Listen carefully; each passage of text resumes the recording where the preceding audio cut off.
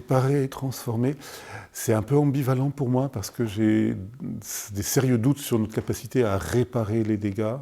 Je dirais plutôt limiter la casse que vraiment réparer. Ça me semble un objectif un petit peu irréel dans l'état actuel des choses.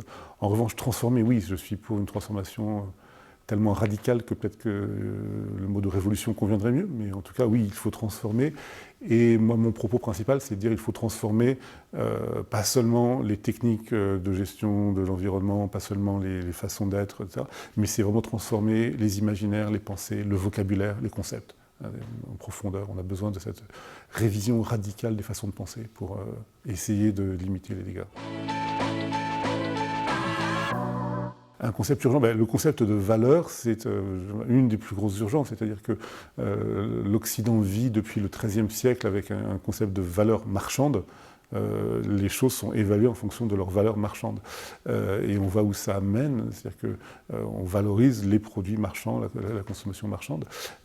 Si on veut aujourd'hui reformuler ce concept, c'est reformuler tout ce qui va avec, c'est-à-dire la valeur, c'est la base du calcul de la comptabilité privée, de la comptabilité publique, le calcul de la valeur, la taxe sur la valeur ajoutée, c'est bien que lorsqu'on accumule des valeurs, et au lieu de penser comme référence une valeur marchande, de penser qu'est-ce que ce serait qu'une valeur écologique, qui prendrait en compte non pas seulement les échanges commerciaux, mais l'ensemble de ce qui existe dans la biosphère, de l'ensemble des existants, et un bien commun vraiment universel qui serait celui de l'ensemble des êtres qui peuplent la planète.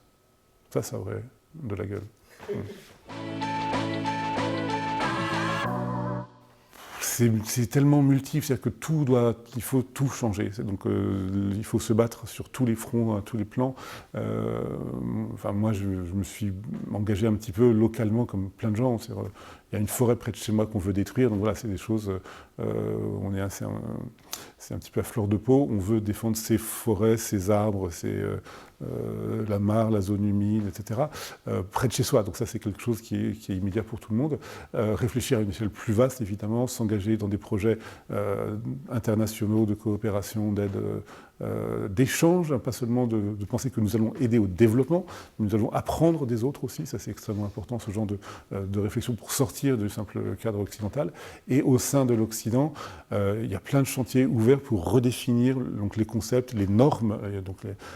J'ai été associé à une recherche très intéressante sur la comptabilité environnementale, sur des questions de droit, le droit de la nature, le droit des...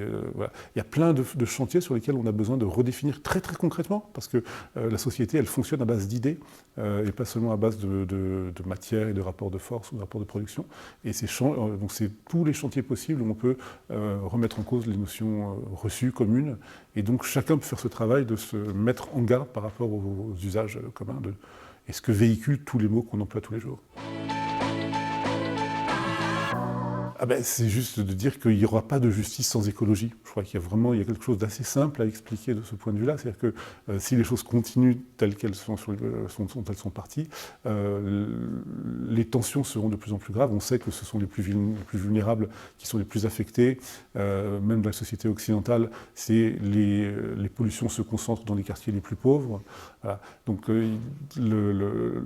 l'écologie suppose une justice et il n'y aura pas on ne peut pas mobiliser les populations, les énergies, s'il n'y a pas un horizon de justice, que les efforts seront égaux, proportionnés aux situations, et que les plus favorisés souffriront plus, auront plus d'efforts à fournir, parce qu'ils ont plus maintenant. Et comme dit François Gemène, nous sommes les privilégiés, mais nous savons que nous avons à donner pour que les autres s'en sortent un petit peu mieux.